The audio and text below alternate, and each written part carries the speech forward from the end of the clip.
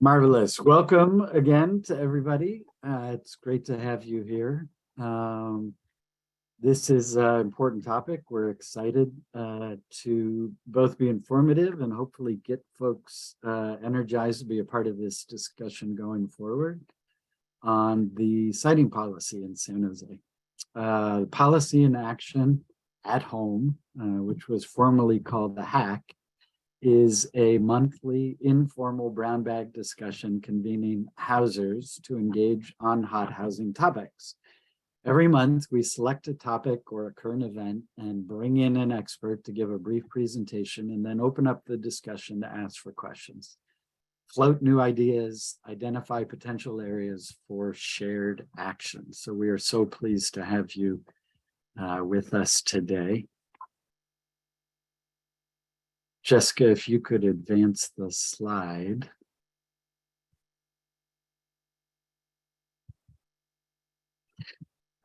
We start these meetings with a land acknowledgement. I would like to acknowledge on behalf of SV at Home and our participants, the traditional, ancestral, unceded territory of the Mwekema Ohlone, the Ramaytush Ohlone, the Tamiya Nation, and Ama Mutsun, on which we are learning, working, and organizing today together. We are committed to honoring and making visible the indigenous people and tribes that were intentionally displaced from their land, who remain here in Silicon Valley and are a part of our community. I would turn it over to Antonia to run through our code of conduct, make sure we have a smooth running process this morning. Thank you, Matthew. That's right. So our code of conduct, please be kind and courteous to each other. No rude comments or personal attacks. We encourage asking questions and listening as we learn and engage with each other. Please remember, today's conversation is focused on equity-centered solutions on the San Jose affordable housing siting policy, and keep questions and chat on topic.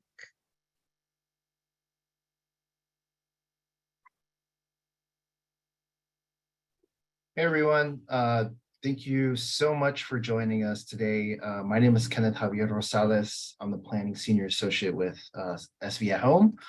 I will be your essentially your moderator, your MC for the day. And so I'm just going to go into introductions for our featured guests today. So the first person that I'm going to introduce is Rachel Vandermeet. She is the Deputy Director of the Production and Asset Management and the Rent Stabilization Divisions of the City of San Jose Housing Department.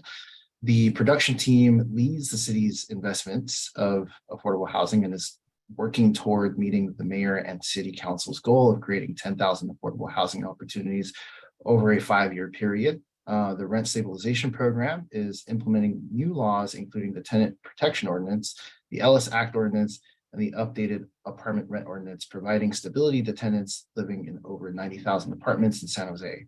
Rachel has served the city of San Jose for more than 20 years, holding various positions in the housing department, including budget analyst, development officer, assistant to the director, administrative officer, and housing policy and planning administrator. Whew.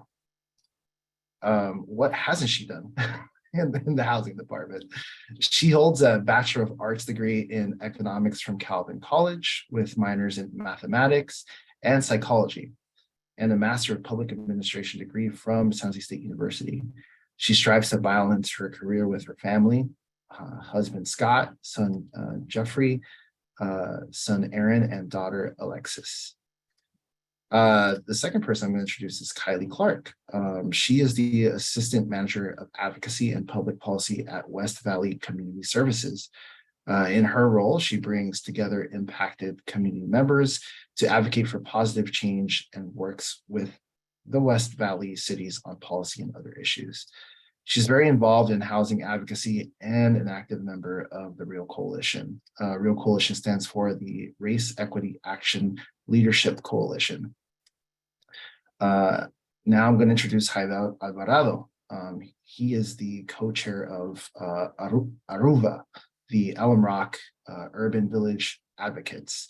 Aruva is a volunteer group of Alum Rock residents and business people who are advancing the Aruva plan for equitable development to ensure equity-focused development of the Alum Rock Urban Village. I believe Tom will be dropping the link to Aruva in the chat. So now I am going to hand it over to Rachel. She will be giving a presentation for a bit, and then after that, we're gonna go over to Jaime and Kylie, who will provide a presentation as well. From there, we will discuss some calls to action and go over our Q&A session. So I'm gonna go ahead and hand it over to Rachel. Take it away.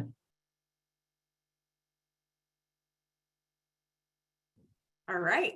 Good afternoon, everyone. Thank you for taking your time today to just spend some time thinking about this really critical policy.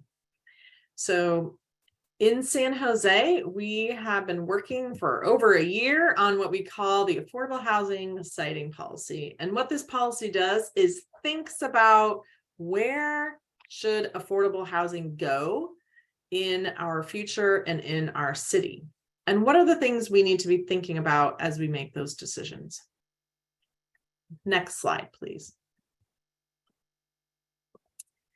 So what I want to do to kind of provide some framing for this conversation is start out with this picture of San Jose. And this map is called the Opportunity Atlas. This is not, I just want to clarify, this is not the map that has that is what we're moving forward with for the siting policy at all. It's just something to kind of get us all thinking here. So what's really interesting about this work is that this is something that the Harvard economics professor Raj Chetty has pulled together and did some fascinating research that we want to understand and learn from. So what this study did is took tax return information from people who were low income and actually tracked their lives over time. Then they looked at where they grew up and how they, like when they were 35 years old, what was their income like? What were their outcomes for their life by the time they were 35 years old? And what the blue tracks show is that low-income kids grew up in these neighborhoods and ended up making actually more than the average of people in their cohort and being, you know, like kind of similar age and within their same group of people. The yellow places show where people had an average income relative to their cohort. So kind of like right in the middle. And the orange and reddish areas show where low incomes grew up and then had lower incomes as 35-year-old adults. So what I think this needs to tell us is that it matters. It matters where you grow up, and it matters what kind of access you have to educational opportunities, to good paying jobs, to being in a area where even if you're low income as a child, you kind of like brought up with different goals and ambitions throughout your life. So this is one of the reasons that we're taking so seriously this siting policy. It's an opportunity for us to provide economic benefit to the children who are going to be living in our affordable housing as we go forward. Next slide, please. So as we think about the siting policy, we have specific goals that we want to reach as we work through this. So number one, expanded choice. We want to have our low-income residents who are living in affordable housing have choices and be able to live in neighborhoods across the city and not be kind of, you know, isolated to any one area. This is consistent with both California and federal fair housing laws.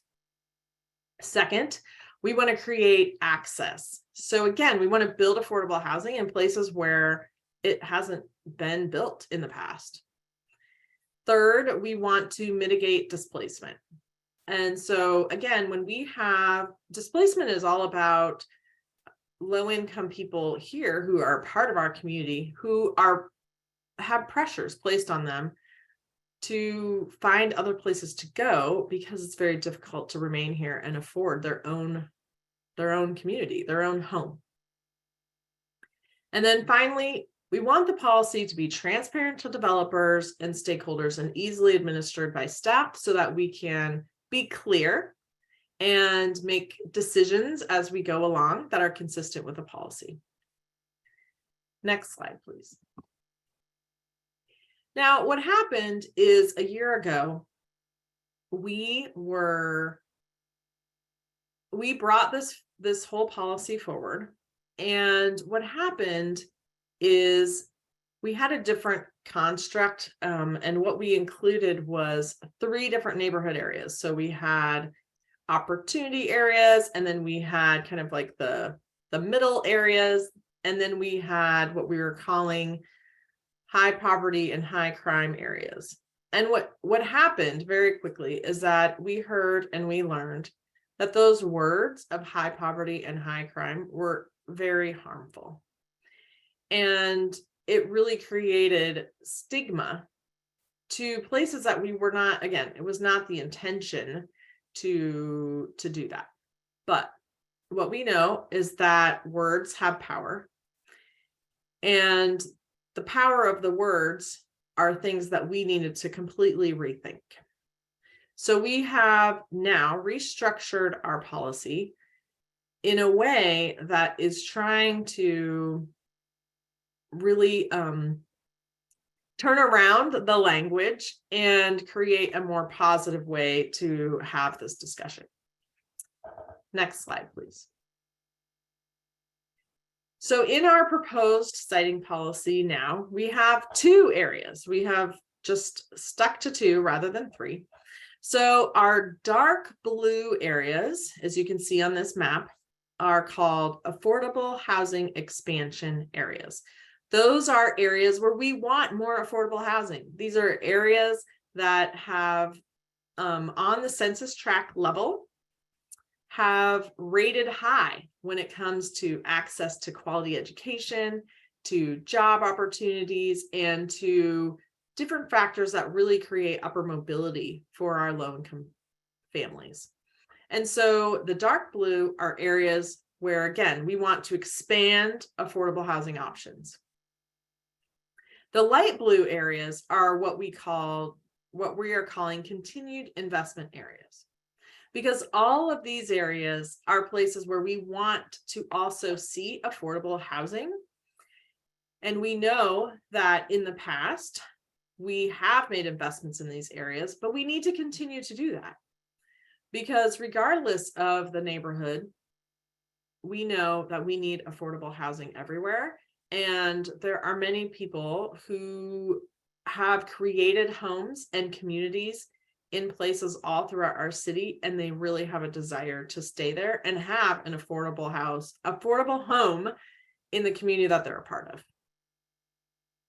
Next slide, please. So why have we made this change in how we're talking about this conversation? Previously, we were actually focusing a lot of the conversation on crime levels, and what we learned is that if we really engage that conversation, we were actually limiting the choice for placing affordable housing in neighborhoods that may really need it over time.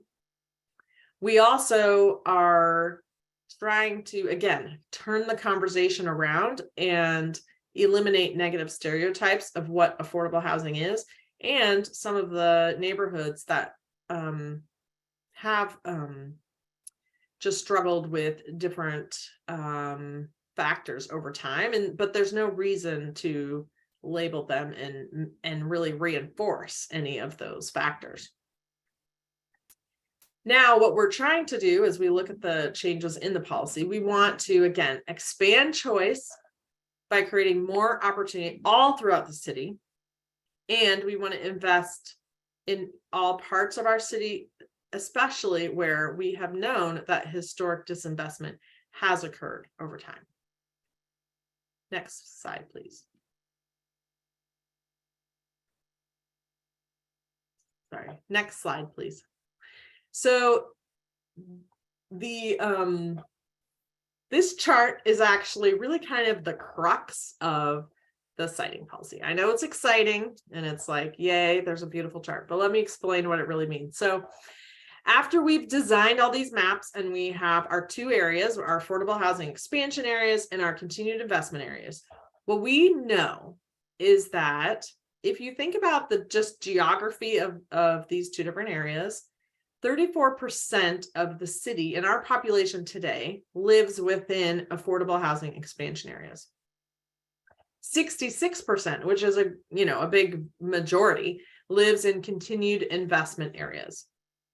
But now, if we take a look at all of the existing affordable housing that's been built over time, and we have been building affordable housing for 30 years in this city, and if not longer, what's happened is that only 9% of our affordable housing is actually in expansion areas, where over 90% is in continued investment areas. And that is something that we would not have even learned if it wasn't for this process. And so what we want to do is to be much more aware of where this investment is going. And going forward, we want to create more opportunities for low-income people to live in expansion areas, as well as investing in the rest of our city.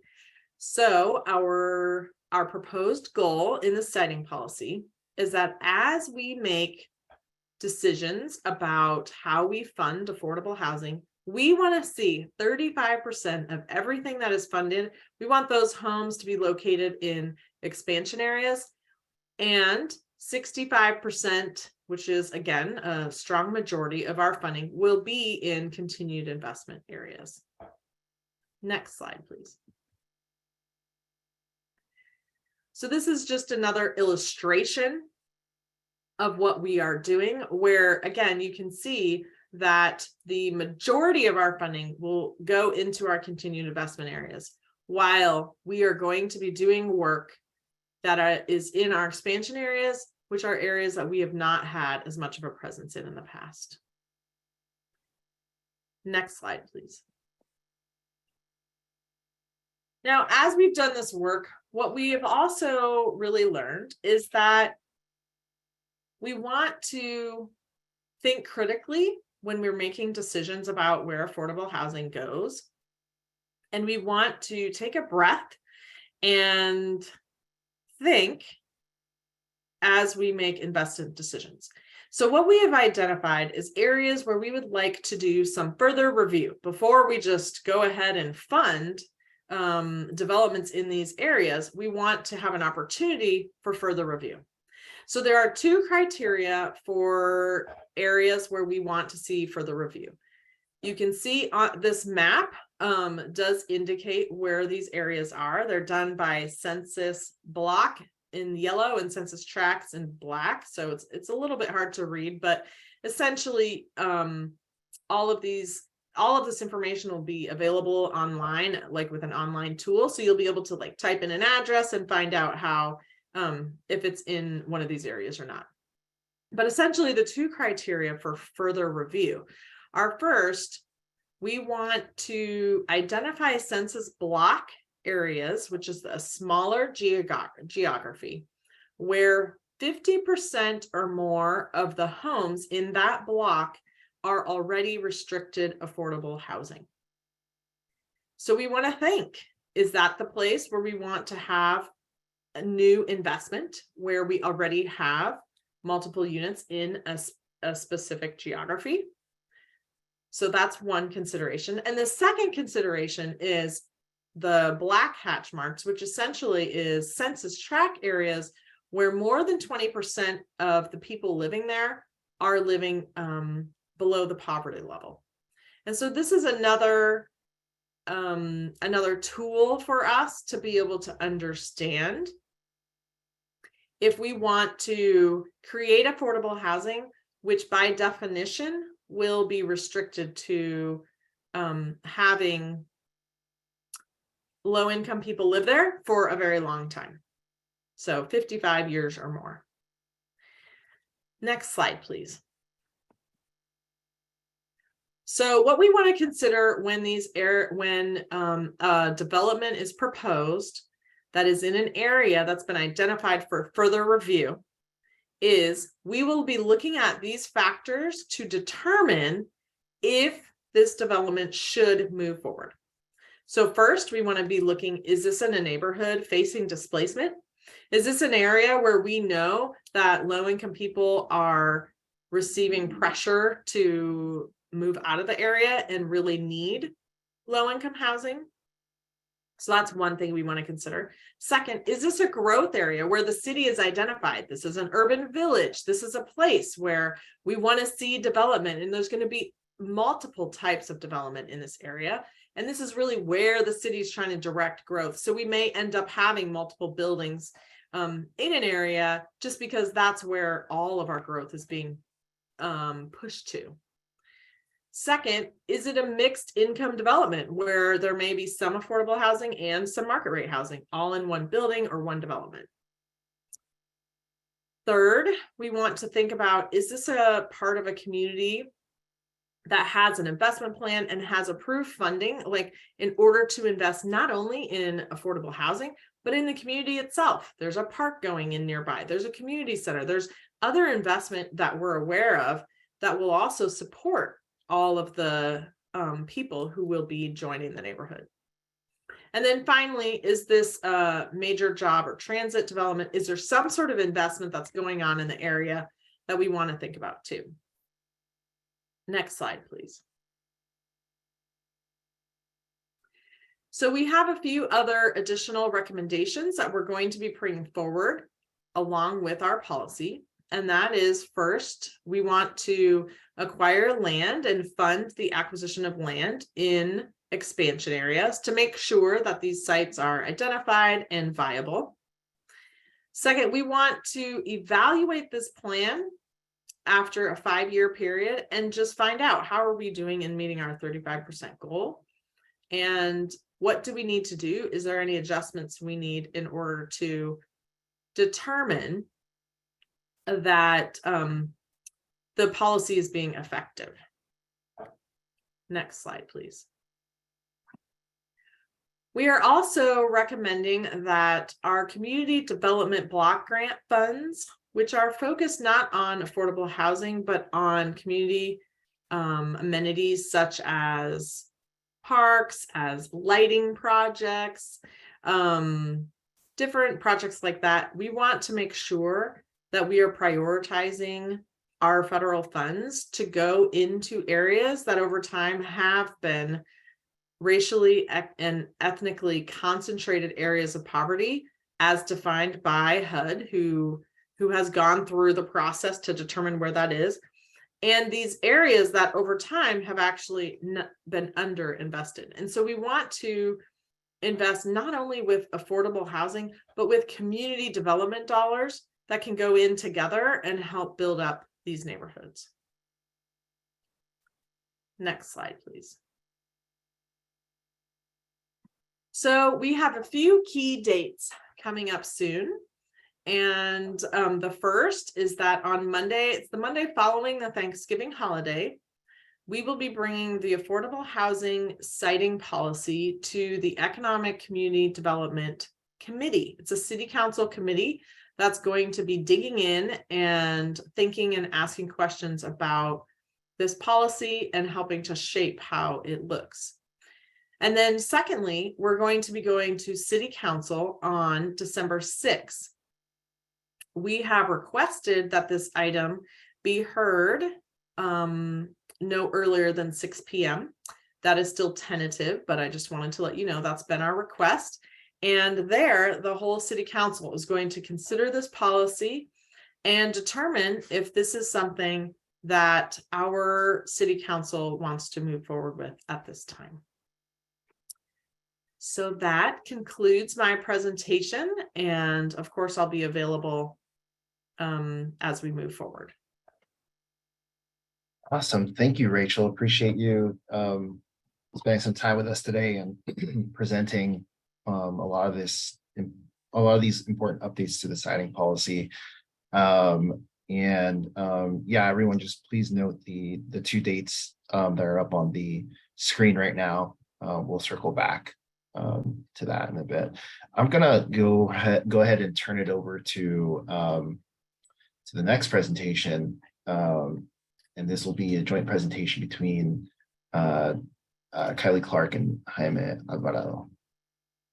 Awesome. Thanks, Kenneth. I'll just introduce it while we get the slides pulled up. But Jaime and I are both members of the REAL Coalition, Race Equity and Action Leadership Coalition, and we're going to be presenting on some of the general background and kind of laying the ground for this advocacy that we're going to be putting in action today. So I'll just wait for the slides to come up.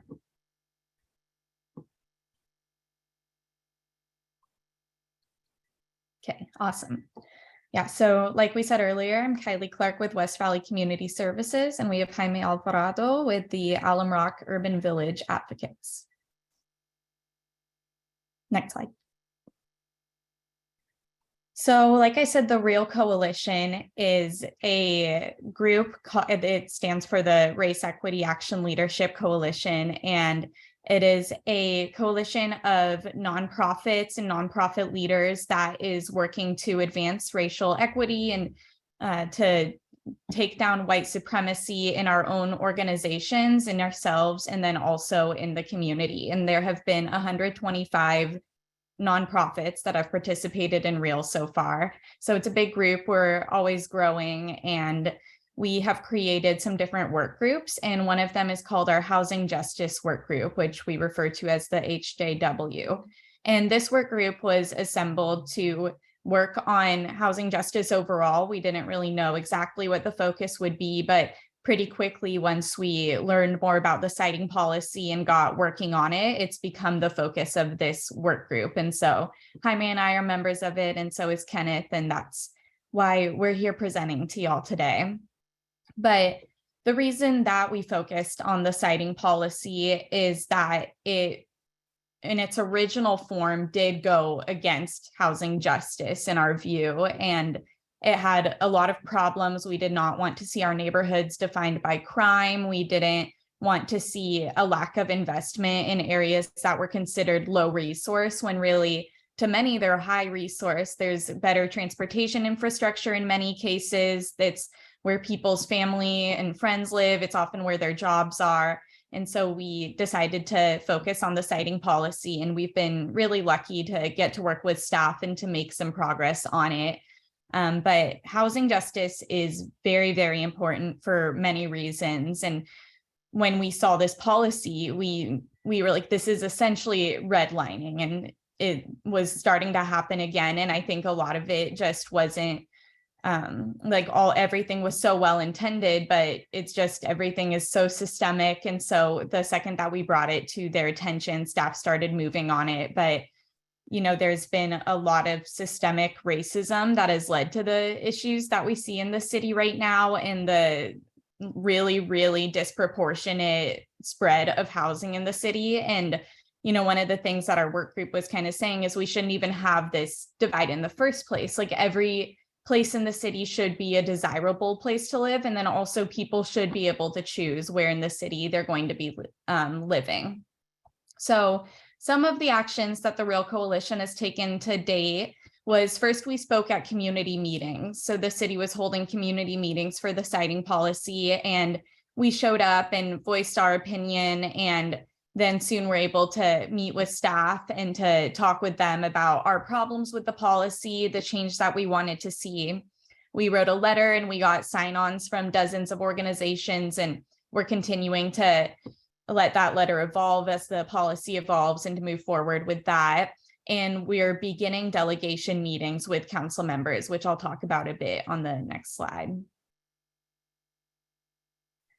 So the progress that we've made so far has actually been really, really great just because staff has been so receptive. And so as people who are advocates, it's a really good feeling to not have to be pushing staff and to get to be working with them. So it's been really wonderful to collaborate with Rachel in the housing department on this and to see such good progress made.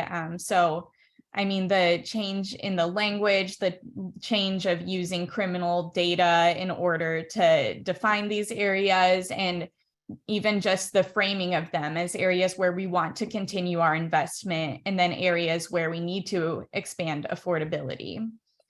But as great as it has been to get this staff support and have the staff give this direction to council, and I'm sure as much as the staff wishes that this wasn't the case, staff direction does not necessarily mean council support. And so we are continuing to advocate for the policy and to push council members to support this change in it, because the last time they saw it, it was that old version, and it's really, really different now. And so that's the reason why we're here today doing advocacy, even though we're happy with what it's looking like now.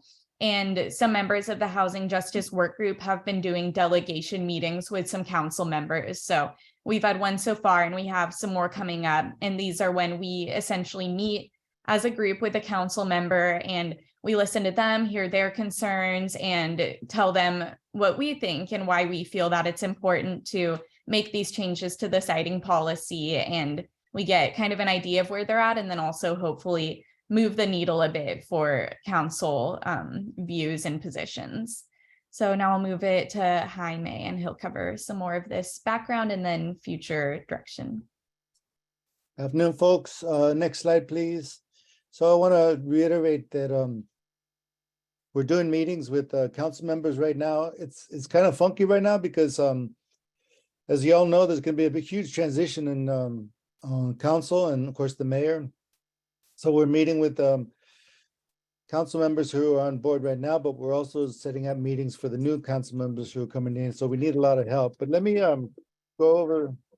Let me go over real quick where we're at, in particular things that continue to cause us concerns.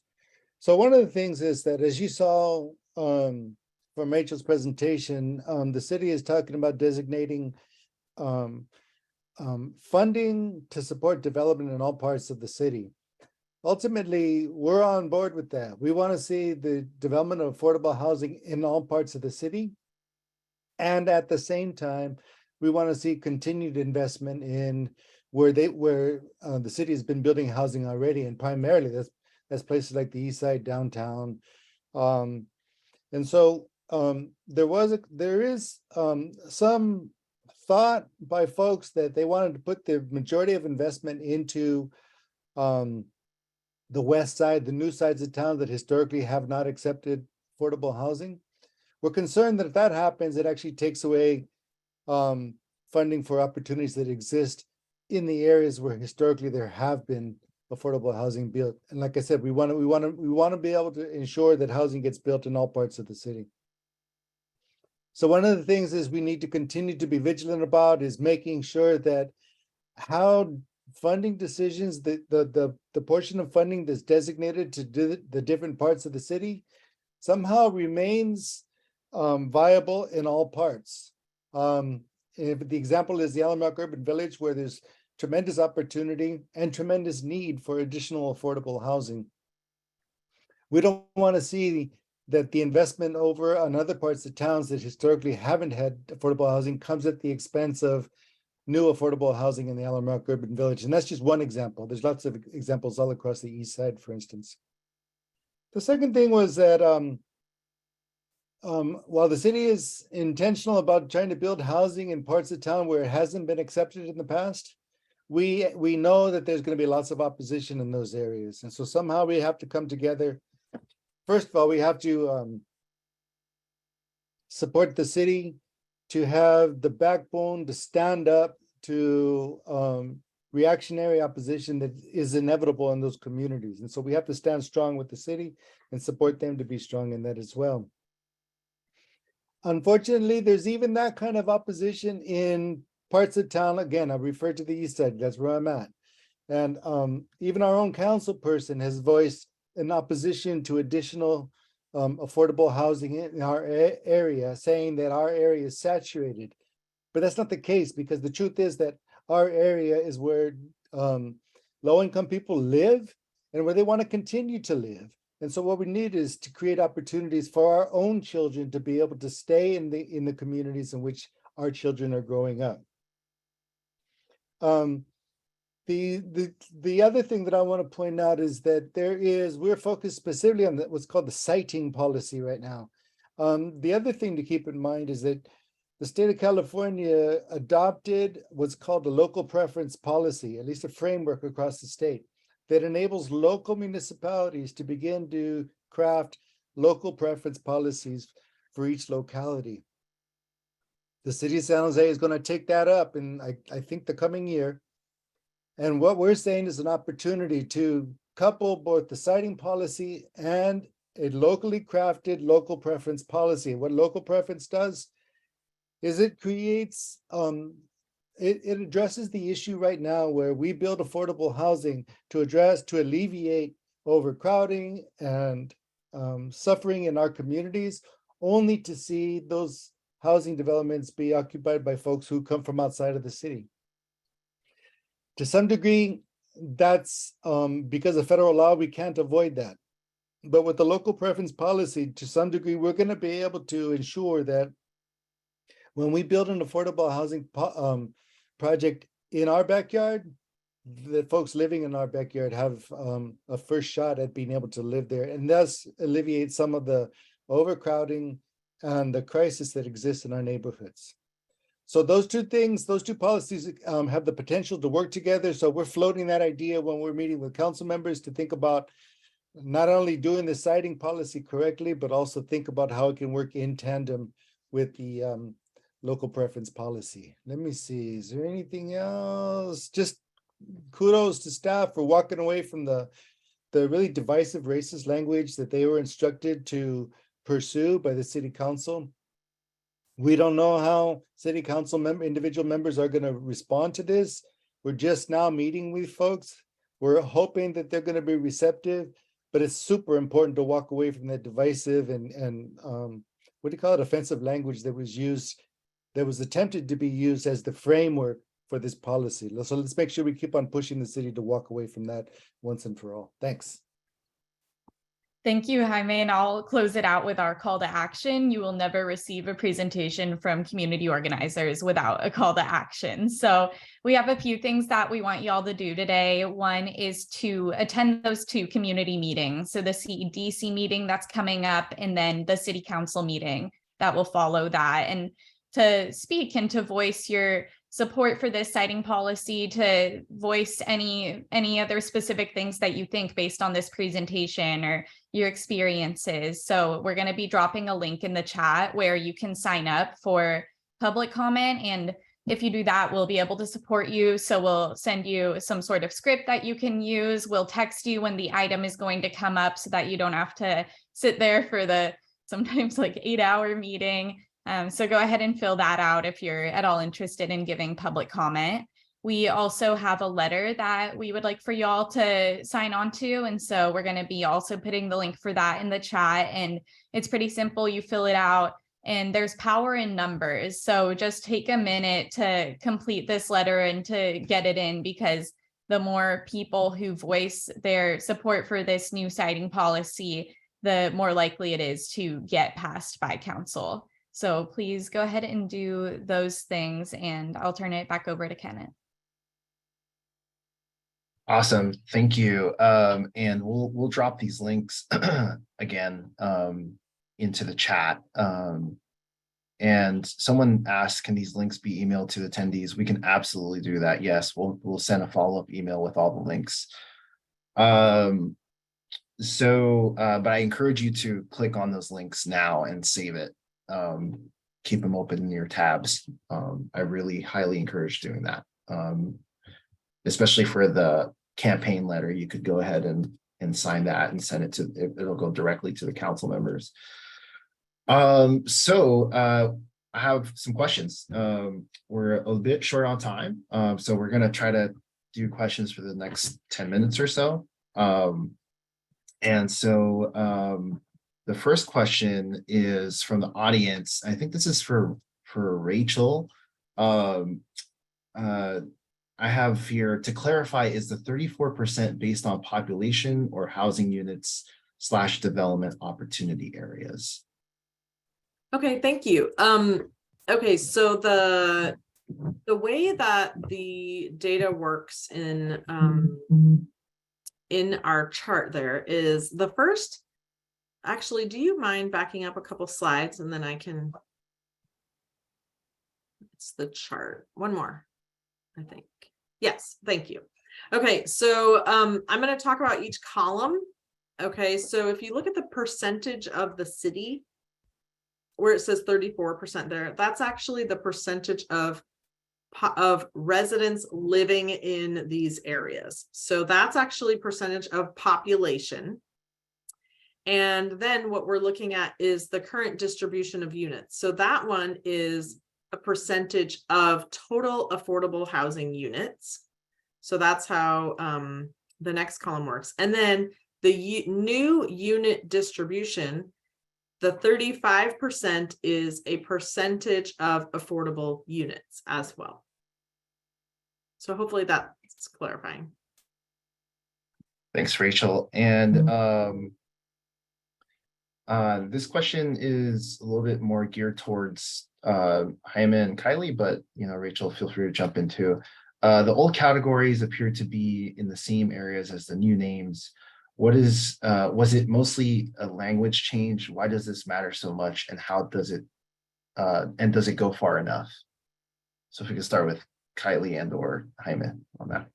Yeah, that's definitely a good question, because obviously a big part of it is that language matters. Another thing that changed is how the areas are being defined. And so using crime data to decide what goes where and what kind of resources are in different places and things like that, that definitely needed to change. So we were happy to see that go away. And the other thing that you probably noticed is there are 2 categories instead of 3, which I'm definitely happy to see. I mean, even if we liked the old one, I think the middle category was kind of confusing. And I think the other thing is that where we are planning to invest, even though some of the areas look kind of the same on the map, is different. And so before, the plan would have been to put most of the investment in what we're calling affordability expansion areas, because those were seen as having more resources, just because there's more wealth in those areas because of what's historically happened in the city. But what we realized or brought to their attention is that the areas that are currently have the most affordable housing still are the areas that need investment. And I mean, as long as homelessness exists, we need affordable housing everywhere, and an area can't be oversaturated with affordable housing. But I think that it's important for us to have made that change, to be making the 65% investment in continued investment areas where there already is a lot of affordable housing, but where we do still need more affordable housing. Thanks, Kylie. Jaime, do you want to? The only thing I'll add to that is that, I mean, we're talking about it's 2022, but the reality is that bigotry and racism is so deeply embedded in our DNA that unfortunately we still have to call out these things and fight against it. And I'm asking the members of this gathering here today to really take that into consideration. The fact that it seemed to be okay to council members to try to define the areas of the city by measures of poverty and crime. They didn't see anything wrong with that. And so the fact that they're blind to that to this day tells us how far we still have to go.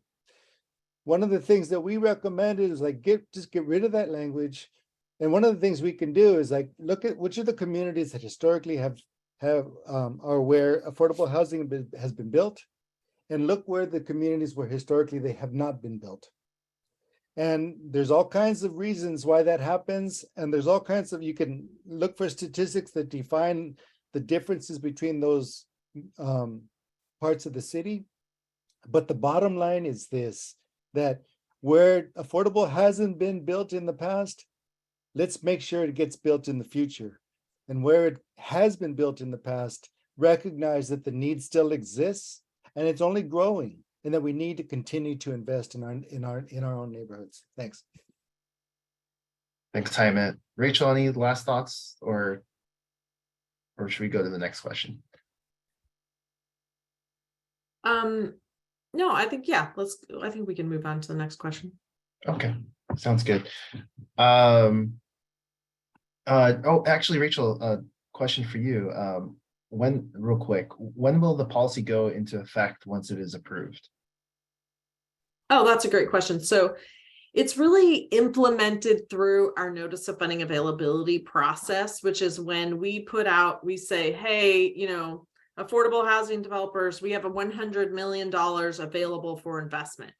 And then what we do is we use the siting policy in order to provide priority points and evaluation for what developments actually get funded.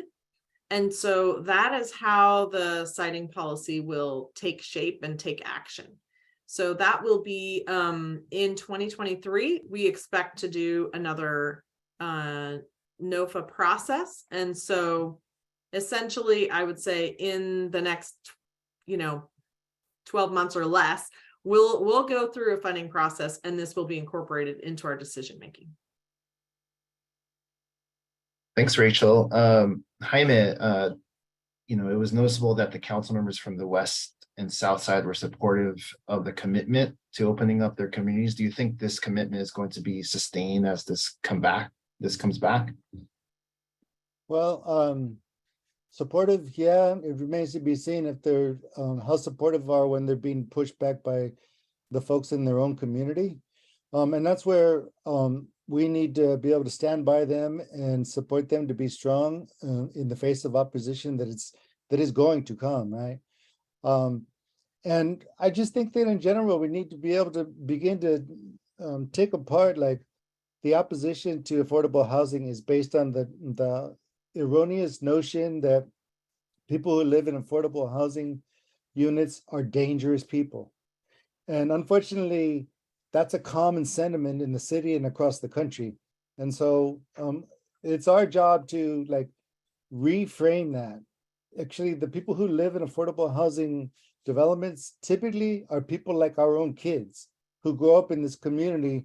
And if it wasn't for affordable housing complexes, they wouldn't have an opportunity to even stay in San Jose. Look how many people are leaving the city. And so I think it's important that we reframe that and make that case with folks, residents of the other parts of the city who typically oppose affordable housing. Thanks, Jaime. And Kylie, any thoughts on that? I could not have shook my head harder, nodding when Jaime said that, because it's so true. So yeah, really, really just want to second that. And, I think another part of the problem we had with the original policy was that it was like, if you're planning to build most of the affordable housing where there isn't any, it might not get built because neighborhood opposition is the number one thing that stops a lot of these developments. And so that's going to be a huge barrier to overcome. But it absolutely is one that can be. And I think reminding people that it is people like their kids and their teachers, and then also people who are experiencing homelessness and are awesome and need somewhere to live. So I totally agree, Jaime. Thanks, Kylie. Running out of time here. I'm going to ask 2 more questions. And if we could keep it a little shorter, that'd be very appreciative. This one's for Rachel. There has, just kind of piggybacking off of what Jaime and Kylie just, talked about, there's been a lot of neighborhood resistance to permanent supportive housing for formerly unhoused folks. Is there a strategy to address this in the policy and increase education Is this something we need to ensure is also equally distributed? Well, what is the city thinking? That's a really good question. As part of our evaluation, what we are going to be doing is tracking the location of where permanent supportive housing is too, because we did learn that over time, the smaller amount of affordable housing that has been developed already in expansion areas tends to not include permanent supportive housing. So that's something, again, we need to reverse, and we need to actively track and understand what's happening. And so we want to see permanent supportive housing all throughout the city, not just in areas that again, as Jaime said, may push back against trying to solve our homelessness situation. But the very best way to address homelessness is to house people, and that's what permanent supporting is all about. Permanent supportive housing is all about, and we need to do it everywhere. Thanks, Rachel. We got about a minute and a half here. Jaime and Kylie, real quick, Rachel referenced incorporating an assessment of other development, park services, et cetera. Affordable housing is one piece of creating vibrant communities. Do you have a sense the city has made a commitment in making these kinds of equitable investments in historically redlined communities? For example, again, improving infrastructure, public transit. Kylie, you want to go first, and then Jaime could close it out. I'd actually love for Jaime to go first, just because of his perspective with Aruba and everything. Sure thing. Jaime, go for it. Sorry, that was long. You got to repeat it. I apologize. Sure. Rachel referenced, incorporating an assessment of other development, like park services, improving infrastructure, public transit, et cetera. Affordable housing is just one piece of creating vibrant communities, right? So do you have a sense that the city has made a commitment in making these kind of equitable investments in historically redlined communities? Well, I think there's some people in the city that would love to make that commitment and even trying, but I do think that there's a couple of things that play here. One is that not just the city of San Jose, but everywhere, cities don't know what it's like to live on the what do you call it, the edge that people live on when they're living in poverty. Every single day, poverty is a drag on people's lives and their psyches. Every single day, people who live in poverty live on the edge, and there's crises that erupt that higher income people just can brush off. But every day in low income communities, and then when you add in the whole thing about the racist nature of society, between poverty and racism in this country, you're talking about people who are living under tremendous stress every single day. I don't think cities in general or society in general doesn't know how to deal with that, doesn't know how to really understand that, nor how to respond to that.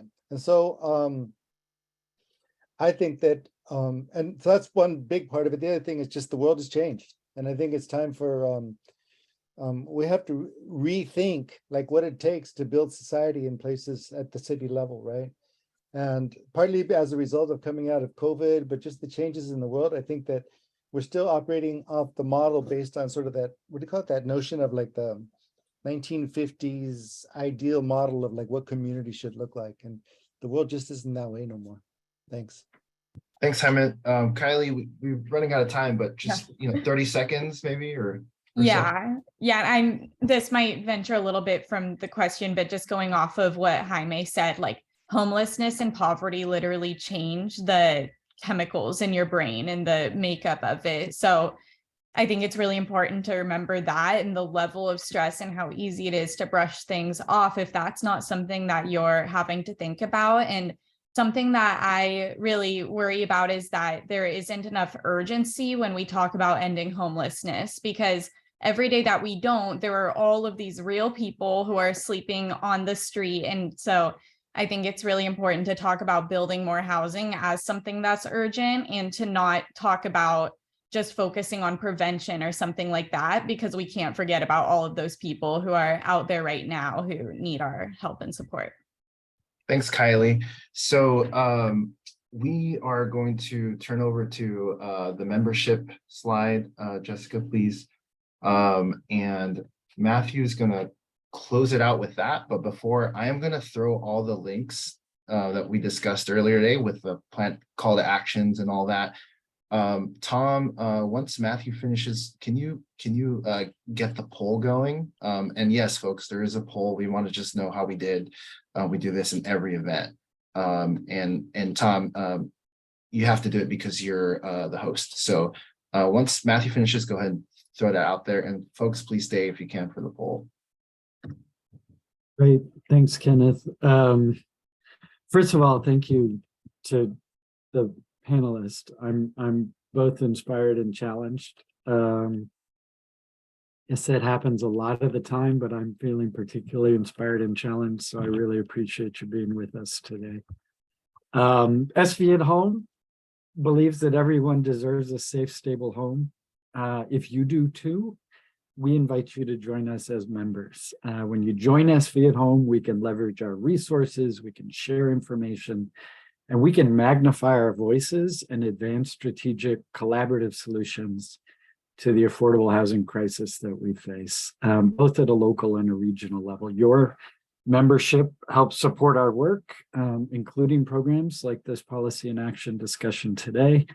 And I believe Thomas is going to drop a link into the chat.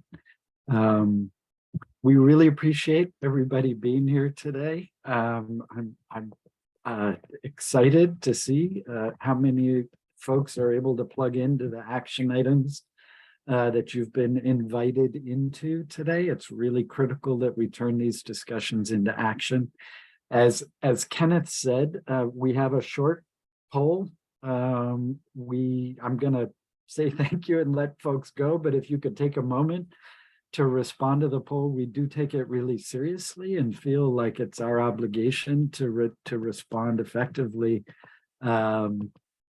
to what folks need to get engaged. And so an evaluation of whether we're doing that would be really helpful to us. And again, we appreciate everybody's time and we hope to see you next month.